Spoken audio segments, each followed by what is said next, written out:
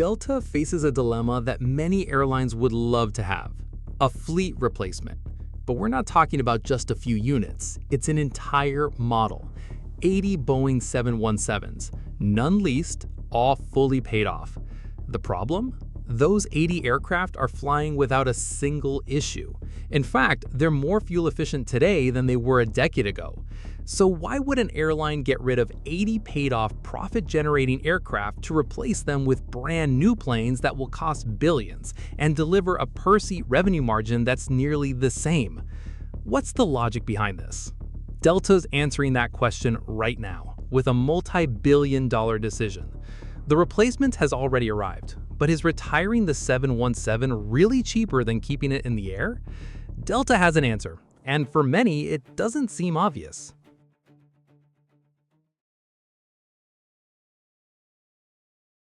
When you own an aircraft and it's fully paid off, getting rid of it seems insane. There's no monthly payment, no lease, every flight generates direct revenue. And Delta's Boeing 717 does exactly that. 110 seats, high-frequency domestic routes operating across nearly every U.S. state. We're not talking about a clapped-out aircraft limping along on inertia. Until recently, Delta was able to extract value from these planes in ways no other airline could. Delta's maintenance team has known the DC-9 family for decades. The 717 is essentially the final evolution of that lineage. Parts, procedures, accumulated knowledge, all of it exists inside Delta. The 717 was never a desired aircraft. It was born as the MD-95, the last project from McDonnell Douglas before the merger with Boeing. The production line shut down in 2006. Delta inherited 88 aircraft from AirTran Airways through Southwest Airlines in a 2012 deal. Southwest wanted to maintain its standardized fleet strategy, so Delta saw a golden opportunity: replace 50-seat regional jets with 110-seat aircraft with first class at a minimal acquisition cost. It was an extremely smart move. Delta turned the plane nobody wanted into a quiet pillar of its domestic operation for over a decade. And the airline never stopped optimizing. New landing procedures, onboard weight reduction, speed and route optimization, technology to track and reduce APU usage, the auxiliary power unit that runs while the aircraft is at the gate. In 2025, Delta's operational initiatives saved 59 million gallons of fuel across the entire fleet, over $135 million in savings, and part of that came directly from the 717 fleet. So the aircraft is flying, generating revenue, and becoming more efficient. Why replace it? The truth is, there's a number behind this replacement. Delta publishes in its sustainability report a direct comparison between retired models and new models replacing them. And in the small narrow-body category, which is the 717's category, Delta explicitly states, retired models 717-200, 737-700, and CRJ-200. New models A220-100 and A220-300. And Delta's number for this category is 28% better fuel efficiency per seat mile for the new models compared to the retired ones. Now, that's not insignificant, but that number doesn't tell the whole story. Remember, this is fuel efficiency per seat, not total cost per seat. And that's the point where this decision stops being as straightforward as it seems. The A220-100, which is the direct replacement for the 717 in Delta's configuration, 109 seats versus 110, has a list price of $81 million according to Airbus. Nobody pays list price. Airlines that place orders at Delta scale negotiate discounts. But even with aggressive discounts, we're talking tens of millions of dollars per aircraft. Currently, there are 45 firm orders for the 100 variant and 86 for the 300 variant. In total, that's 131 Airbus aircraft on order. An acquisition of this size doesn't come purely from the company's cash reserves. It requires private financing, capital structures, and every financed dollar has a cost: interest, depreciation, installments that need to be paid over decades. And this is where the math gets surprising. The 717 is paid off. Every flight generates revenue with zero capital cost. There's no installment. There's no significant depreciation on the balance sheet. The aircraft paid for itself a long time ago. The A220 is more fuel efficient, 28% per seat mile, but it carries an acquisition cost, depreciation, bank financing, new aircraft insurance, fleet integration costs, pilot and mechanic training on a completely different type.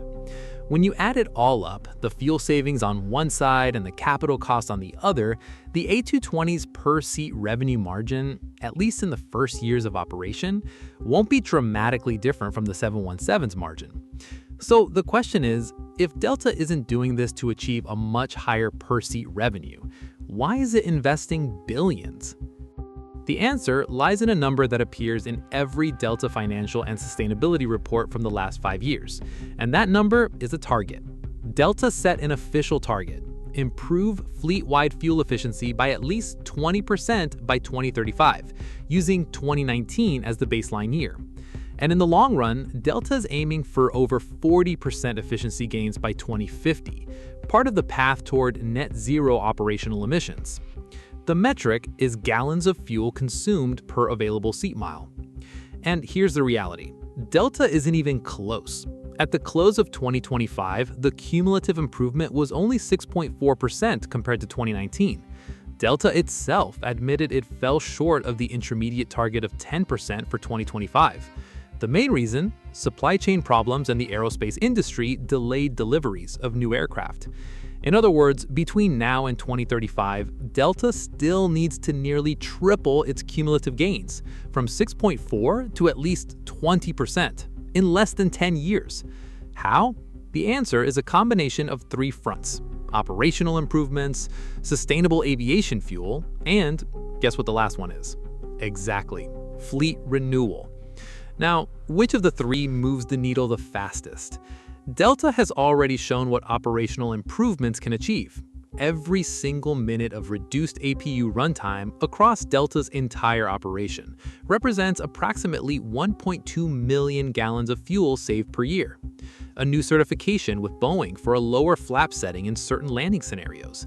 Carrying a reduced fuel load, always within regulatory limits. Engine washes at greater frequency, implemented by Delta TechOps, which increases engine efficiency, among other details. The target for operational improvements is to reach 3% by 2035. The other 17 percentage points need to come from new aircraft. Every 717 that leaves and every A220 that arrives pushes that fleet average upward. And the 717 isn't the only one. Delta is massively expanding its A321neo fleet, a total order that will surpass 189 aircraft, the largest single fleet type in Delta's history. On the wide-body side, 31 new A330neos and A350s were ordered in January 2026. Now, there's another issue that many people ignore when looking at efficiency targets. 20% by 2035 isn't just an environmental target. It's a financial target disguised as an environmental one.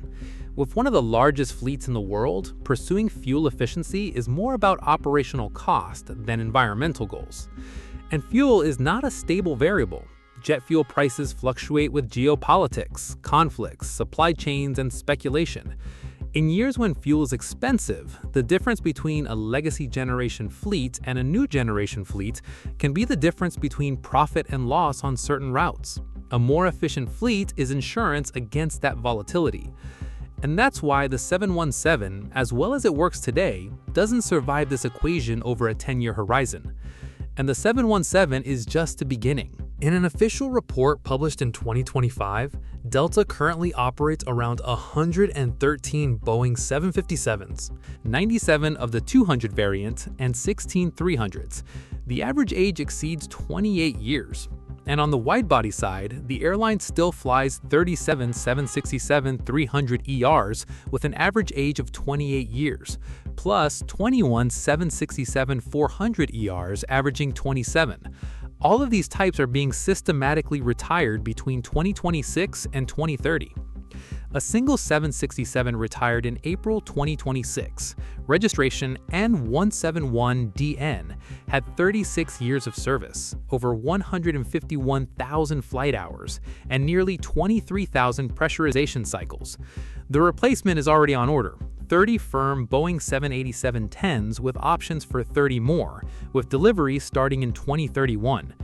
Add it all up, approximately 250 legacy generation Boeing aircraft being replaced by new generation Airbus and Boeing models.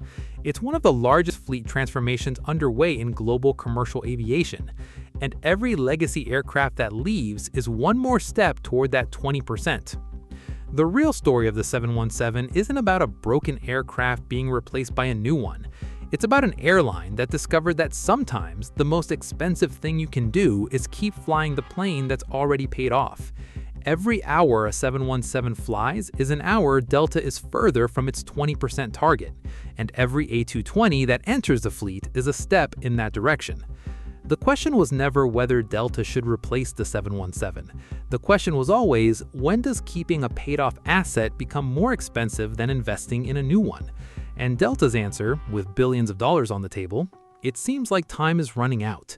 The iconic aircraft are disappearing faster, and soon they'll be icons of a golden age of aviation.